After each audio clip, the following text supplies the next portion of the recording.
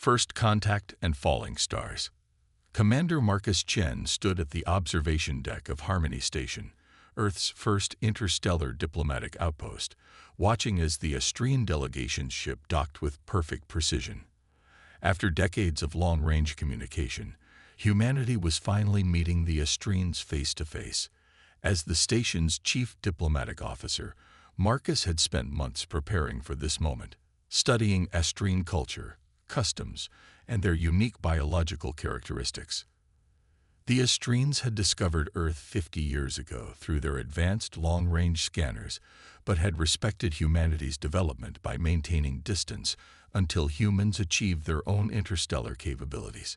Now, with Earth's recent breakthrough in fold space technology, the two species could finally meet as equals. The airlock cycled open with a soft hiss, and Marcus straightened his formal uniform. 4 Astrians stepped through, their movements graceful despite the station's artificial gravity. Marcus's attention immediately fixed on their leader, a tall, slender figure whose skin shimmered with a subtle iridescence that reminded him of mother of pearl. Ambassador Lyria, Marcus said, offering the Astrian greeting gesture they had learned through years of video communications, an open palm pressed against his heart.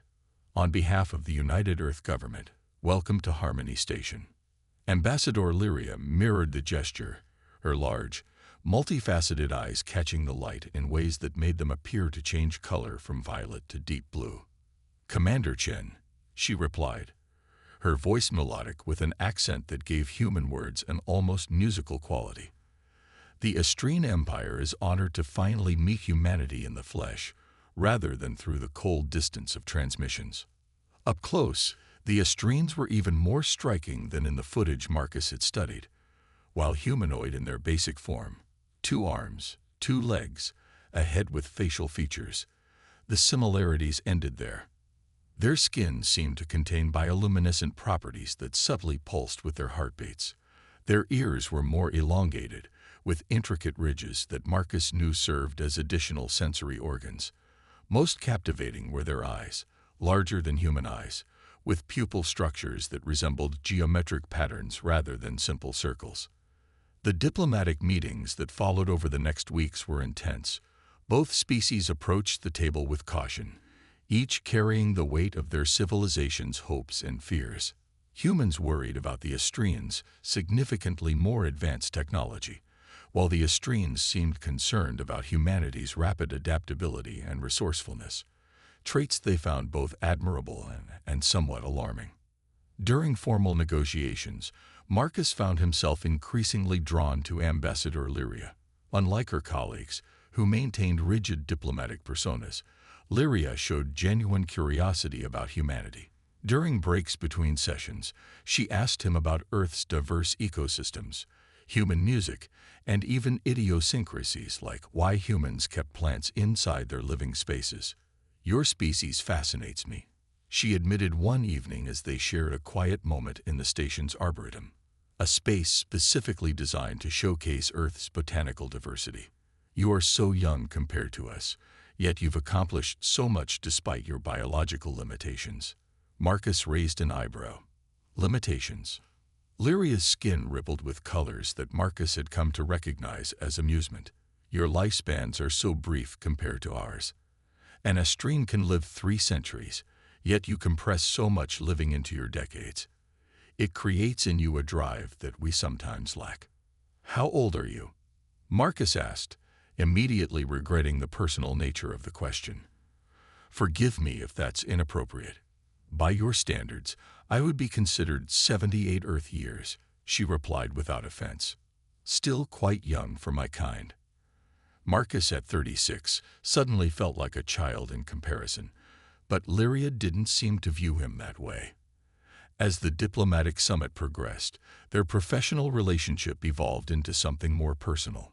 They found excuses to meet outside official functions, cultural exchange sessions that somehow always ended with just the two of them discussing philosophy, art, or the stars that had brought their species together. 3 months into the summit, during a rare moment when both were free from their duties, Marcus took Lyria to the station's null gravity chamber, a recreation space where station personnel could experience weightlessness without the hassle of full spacesuits. Floating freely in the chamber, Lyria's laughter echoed as she performed graceful acrobatics that would be impossible under normal conditions. Her skin glowed with joy, illuminating the space around them with soft blues and purples. "This is wonderful," she exclaimed, her typically formal demeanor completely abandoned. "We have similar chambers on our world ships, but somehow, sharing this with you makes it new again." Marcus couldn't help himself. Pushing gently off a wall, he floated toward her. Their eyes met, and something unspoken passed between them. "There's no protocol for this," he whispered as they drifted closer. "Perhaps we should create one," she replied, her hand reaching out to touch his face.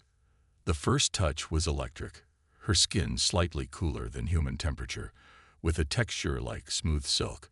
Marcus hadn't planned for this, hadn't even admitted to himself that he'd wanted it until that moment. Suspended in zero gravity, they shared their first kiss, an improvised blending of human and estrine customs that somehow worked despite their physiological differences. When they finally parted, Lyria's skin pulsed with colors Marcus had never seen before, deep purples and golds that seemed to create patterns across her face and neck. "Your species shows affection so directly," she said softly. "It's quite effective."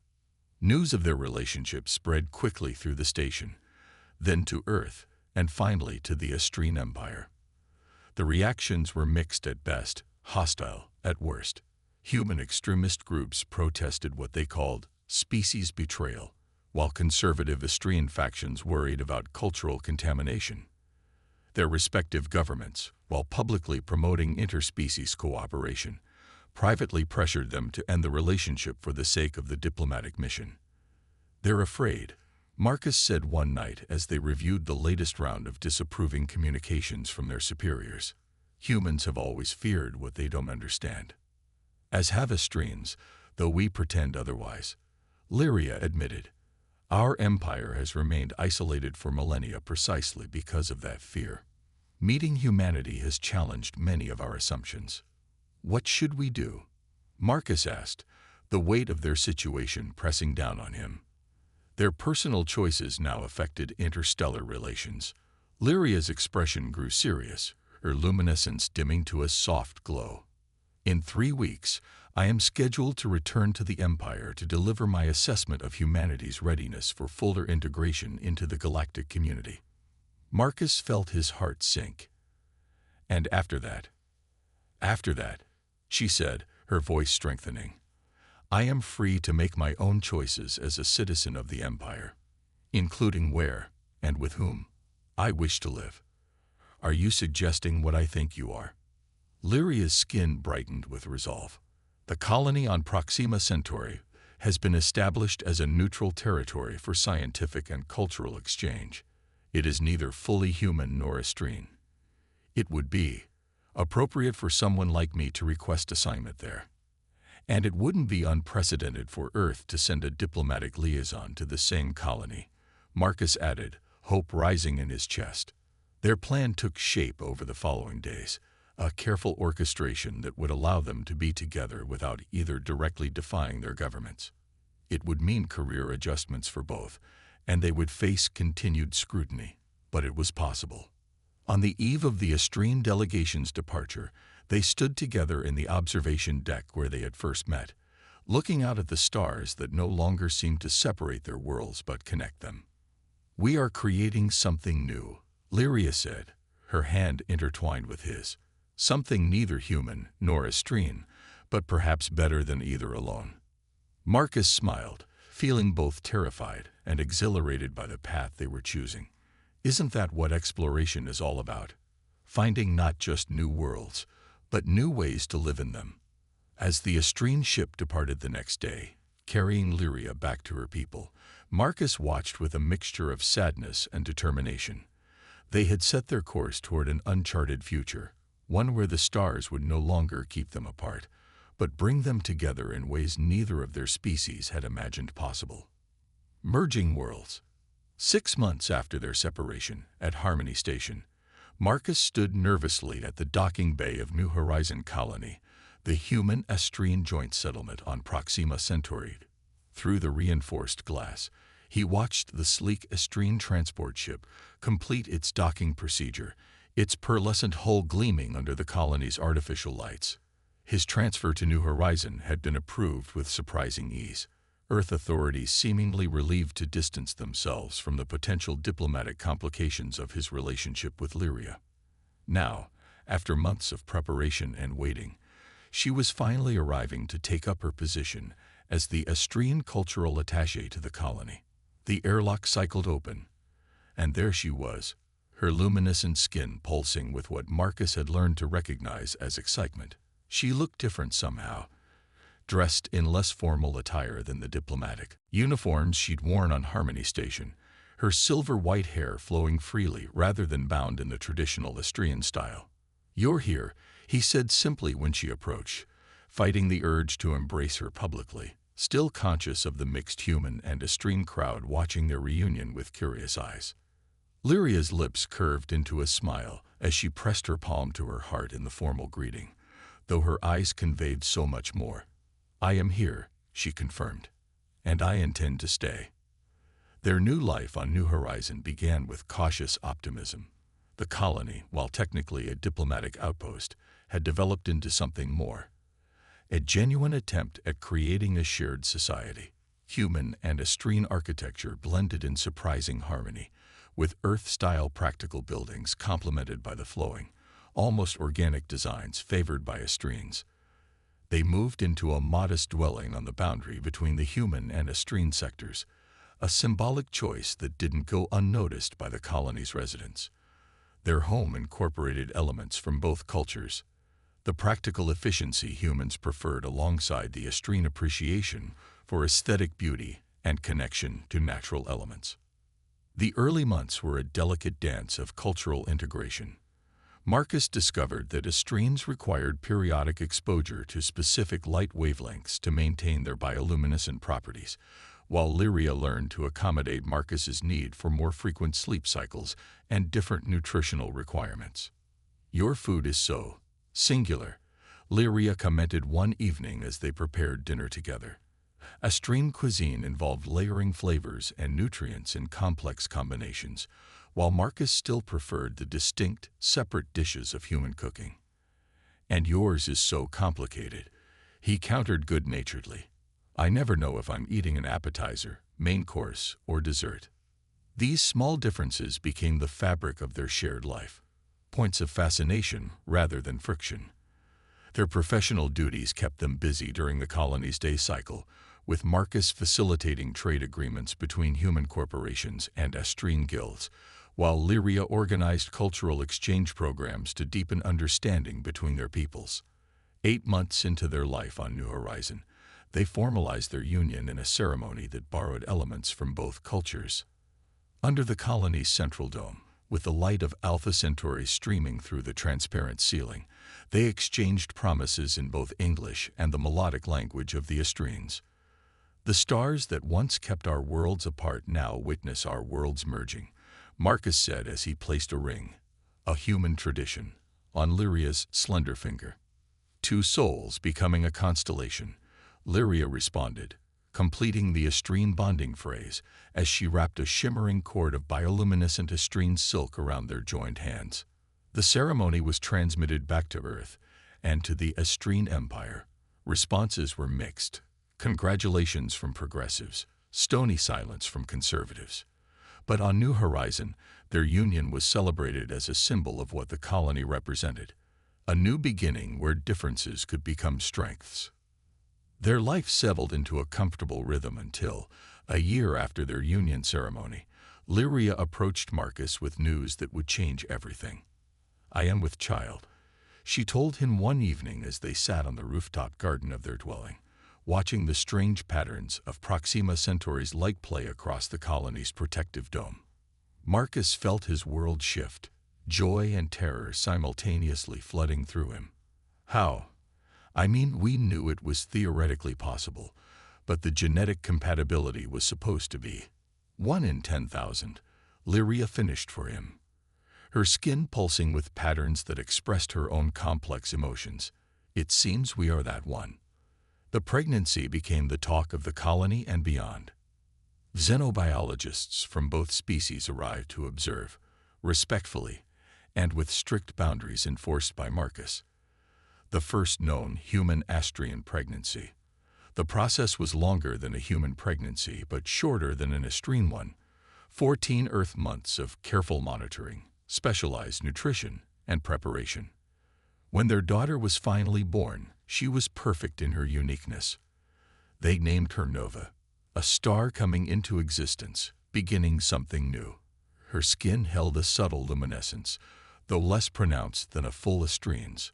Her eyes were human in shape, but with hints of the geometric patterns in their pupils that characterized Astrian vision. Her tiny fingers gripped Marcus's thumb with surprising strength, while her skin pulsed with the simple, strong emotions of a newborn. "She is beautiful," Marcus whispered, cradling his daughter with awe. "She is the future," Lyria said softly, her exhaustion evident, but her joy overpowering it. The first months of Nova's life were a whirlwind of discovery. She developed faster than an Astrian child, but more slowly than a human one. Her bioluminescence responded to her emotions long before she could express them in words. She exhibited heightened sensitivity to sounds and light, Astrian traits, alongside the robust immune system and adaptability that characterized humans. On Nova's first birthday, as they celebrated with a small gathering of their closest friends from the colony, Marcus noticed Lyria's unusual quietness. After their guests departed and Nova was sleeping soundly in her crib, her skin glowing softly with peaceful dreams, he found Lyria on their rooftop garden, gazing at the stars. "What's troubling you?" he asked, joining her on the comfortable lounging platform they had installed to stargaze together. Lyria turned to him, her expression serious. "There is something important about Astrian culture that we need to discuss, Marcus. Something I should have explained before now." A knot of anxiety formed in Marcus's stomach. "What is it?"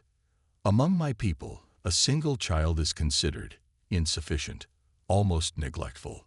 Her skin rippled with patterns indicating discomfort with the topic. Astrian families traditionally have a minimum of 5 children, with 8 to 10 being the ideal. Marcus stared at her, trying to process this information. 10 children. Lyria, that's... "I know it seems excessive by human standards," she interrupted gently. "But there are historical and biological reasons for this tradition. Our species evolved with lower fertility rates and longer childhoods. Large family units ensure knowledge transfer and cultural continuity. But we're not living in a traditional Astrian community," Marcus pointed out. "We're creating something new here, our own traditions." Lyria's luminescence dimmed slightly. "I understand that. But this isn't just a cultural preference, Marcus. It's deeply ingrained in my understanding of what it means to be a parent. A single child in isolation." She struggled for words. "It feels fundamentally wrong to me. Like we're denying Nova the family constellation she deserves." Marcus ran a hand through his hair, trying to organize his thoughts. "How many children are you suggesting we have, exactly?" Lyria met his gaze directly. "At minimum, 5. Ideally, 10. 10 children." Marcus repeated, his voice rising slightly before he controlled it, conscious of their sleeping daughter nearby. "Lyria, that's a lot, even by generous human standards." "I know this comes as a shock," she said, reaching for his hand. Her skin temperature had risen slightly, a sign of emotional intensity among Astrians. "And I'm not suggesting we have them all immediately. Astrian families typically spread their children across decades. But I cannot envision Nova growing up without siblings, many siblings." Marcus felt overwhelmed. They had barely adjusted to life with one hybrid child, a miracle of genetic compatibility that doctors from both species still couldn't fully explain. The idea of 9 more such pregnancies seemed impossible. "I need time to think about this," he said finally. "This isn't something I can just agree to on the spot." Lyria nodded, her luminescence pulsing with understanding, but also determination. Of course, but you should know that for me, this isn't negotiable. In Estrene culture, family constellations are sacred. A single star cannot form a constellation, Marcus. Nova needs siblings to truly thrive. As they returned inside to check on their sleeping daughter, Marcus's mind raced with implications. Their relationship had always involved cultural compromises, but this was different, more fundamental, with lifelong consequences. How could they reconcile such vastly different expectations of family? And what would it mean for their pioneering relationship if they couldn't? Looking down at Nova, her perfect blend of human and Estrene features, Marcus felt both love and uncertainty wash over him. They had already created something miraculous together, but was he ready to multiply that miracle by 10? Growing pains. The first signs of genuine cultural clash between Marcus and Lyria appeared in the subtle changes to their home. 3 months after Lyria's declaration about family size, Marcus noticed the transformation of their second bedroom, previously his office, into what could only be described as a nursery designed for multiple children. "I thought we were still discussing this," he said, standing in the doorway as Lyria arranged sleep platforms in an efficient configuration that would accommodate far more than one additional child. Lyria's skin flickered with patterns that Marcus had learned indicated mild frustration mixed with determination. "Discussion doesn't mean delay, Marcus. Nova is already 14 months old. In Estrene families, siblings typically come within 2-year intervals." This was the new tension in their relationship, timing versus decision. While Marcus was still grappling with whether he could commit to such a large family, Lyria operated from the assumption that it was only a matter of when, not if. Nova, oblivious to the adult concerns, thrived. At 18 months, she displayed remarkable abilities that reflected her hybrid nature. Her language development accelerated beyond typical human children, yet she also exhibited the Estrene trait of communicative bioluminescence, her skin expressing emotions in patterns sometimes more articulate than her words. One evening, as they watched Nova playing with holographic building blocks, constructing structures that showed surprising spatial awareness for her age, Marcus attempted another conversation about their future. "I know family constellations are important to you," he began carefully, "but have you considered the practical challenges? The resources 10 children would require.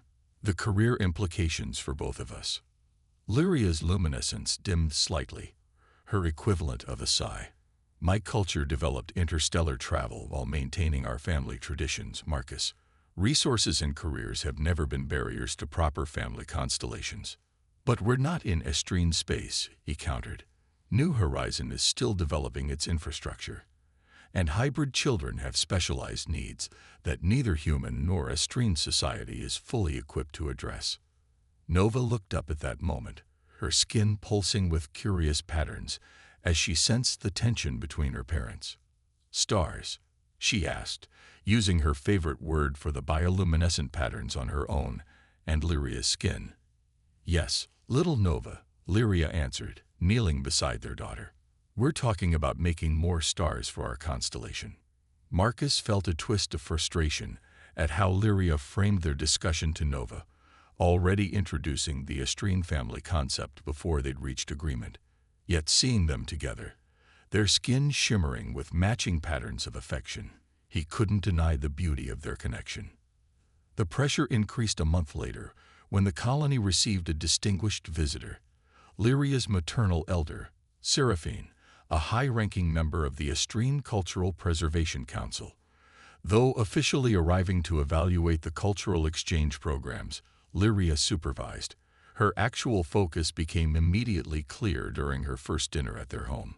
"A solitary child is a diminished child," Seraphine pronounced after observing Nova for less than an hour. Her luminescence, more intense than Lyria's due to her advanced age, pulsed with patterns that even Marcus could recognize as disapproval.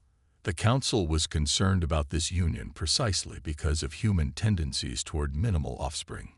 Marcus struggled to maintain diplomatic composure.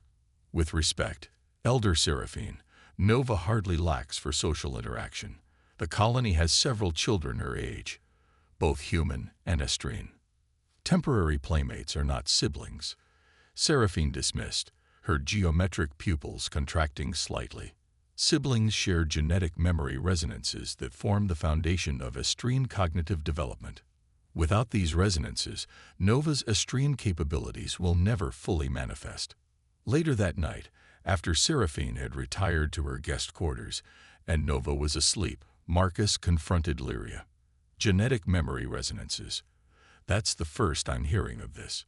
Is your elder inventing biological necessities to pressure us?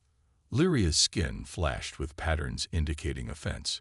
Seraphine would never misrepresent our biology. Genetic memory transference between siblings is well documented in estrine medical literature. Then why am I only hearing about it now? Marcus demanded.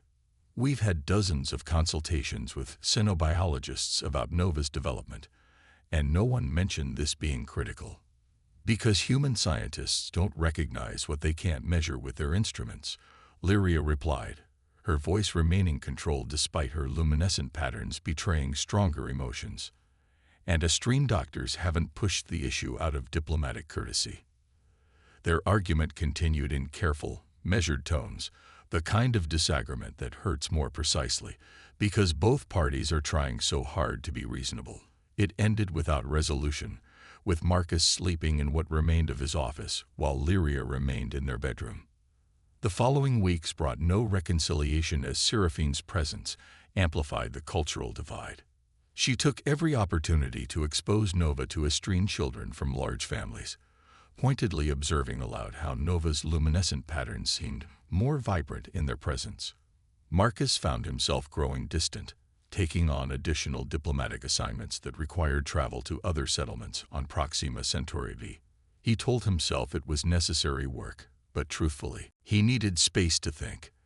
Every time he looked at the nursery designed for multiple children or observed Seraphine instructing Nova in estrine family traditions, he felt an increasing sense of having lost control over his own family's future. During one such assignment to a remote research outpost, Marcus received an urgent communication. A diplomatic incident had occurred involving both Earth and the Estrine Empire, and all joint colony operations were being temporarily suspended pending resolution. All non-essential personnel were being recalled to their respective homeworlds. Marcus returned to New Horizon to find the colony in turmoil. The incident, a misunderstanding over resource rights in a neighboring star system, had escalated rapidly, with hardliners on both sides using it as an excuse to question the entire human-Astrian cooperation initiative. They're saying we have to return to the Empire, Lyria told him, her luminescence pulsing with distress patterns.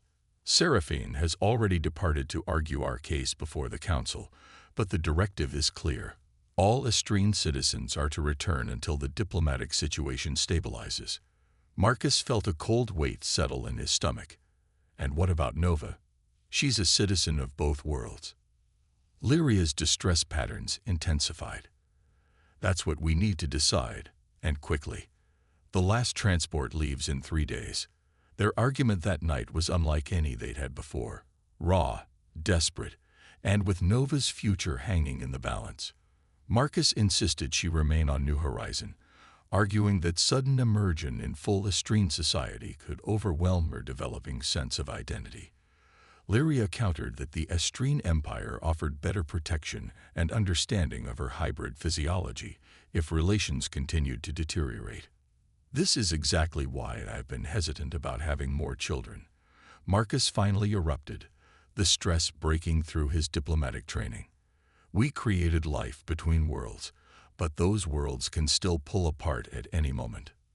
Lyria's luminescence flared with a pattern Marcus had never seen before. Something between anguish and revelation. You never intended to have more children with me, did you?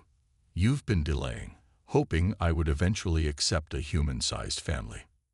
The accusation hung between them, made worse by the element of truth it contained. 3 days later, Marcus stood at the docking bay, just as he had when Lyria first arrived. This time, however, he was saying goodbye. After countless difficult conversations, they had reached a painful compromise. Lyria would return to the Empire temporarily with Nova, maintaining their family unit, while Marcus worked from the human side to resolve the diplomatic crisis. "This isn't an ending," Lyria told him as Nova clung to his neck, her small body trembling with confused distress that made her luminescence flicker erratically. "This is a pause." Marcus held his daughter tightly, memorizing the feel of her, the unique scent that was neither fully human nor estrine, the gentle pulse of her skin against his. "I'll fix this," he promised them both. "Whatever it takes." As the transport pulled away, carrying half his heart into the stars, Marcus made a decision. The diplomatic crisis was real, but it was also an opportunity, time and space to reconsider what truly mattered. He had always seen himself as progressive, open-minded, ready to embrace estrine culture. But when faced with their most fundamental value, family constellations, he had retreated to human norms. Over the following months, as he worked tirelessly to help resolve the interstellar dispute, Marcus also embarked on a personal mission. He immersed himself in estrine cultural studies, not as a diplomat seeking to understand foreign customs, but as a father and husband trying to see the universe through Lyria's eyes. He interviewed human Astrian couples from other colonies, few though they were, studied estrine family structures, and even underwent genetic compatibility assessments to understand the true medical realities of having multiple hybrid children. Most significantly, he spent time with large estrine families who had remained on New Horizon despite the diplomatic tensions. He observed the complex bonds between siblings, the way their luminescence synchronized during shared activities, the efficient social structures that developed naturally, and the evident psychological security the children derived from their constellation. 6 months into their separation, as the diplomatic crisis finally showed signs of resolution, Marcus made contact with Lyria via secured channel.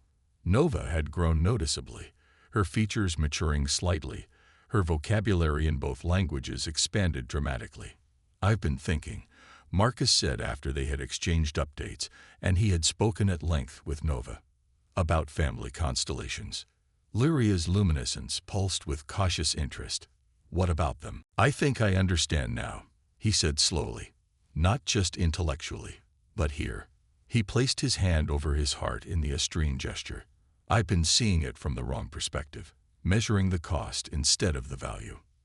The conversation that followed lasted hours, with Nova eventually falling asleep in Lyria's lap, her luminescence pulsing with peaceful patterns that somehow matched the rhythm of Marcus's speech through the light years separating them.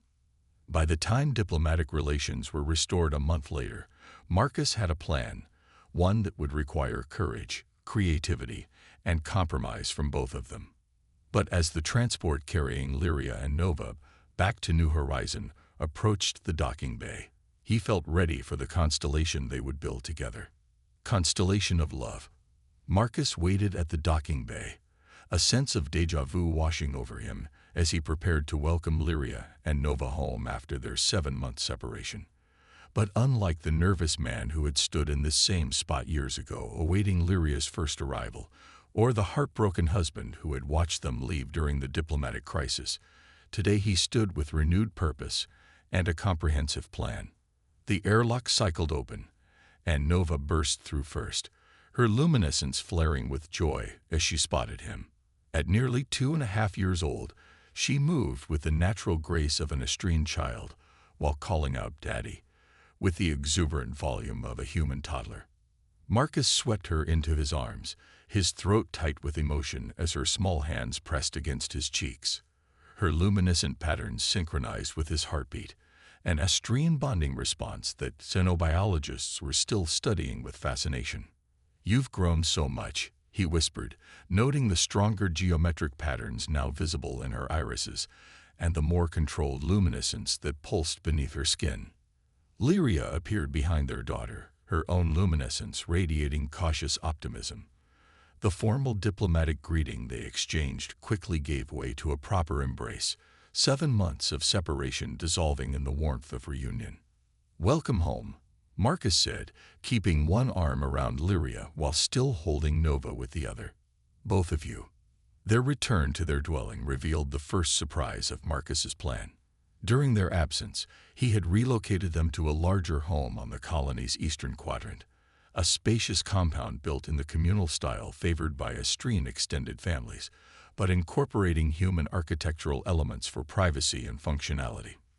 "This is unexpected," Lyria commented as they entered the central living space, an open concept area with soaring ceilings that captured the shifting light patterns of Proxima Centauri through cleverly designed skylights. "It's just the beginning," Marcus assured her, setting Nova down to explore her new surroundings.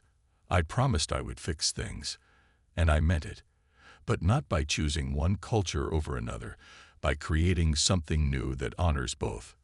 Over dinner that evening, after Nova had exhausted herself investigating every corner of their new home and fallen asleep in a bedroom designed specifically for her unique needs, Marcus outlined his proposal. "I've been thinking about what family truly means across our cultures," he began. "Humans value intimacy and individualized attention, while the Astrians prioritize the constellation model with its community benefits and sibling connections." Lyria's luminescence pulsed with interest as she listened.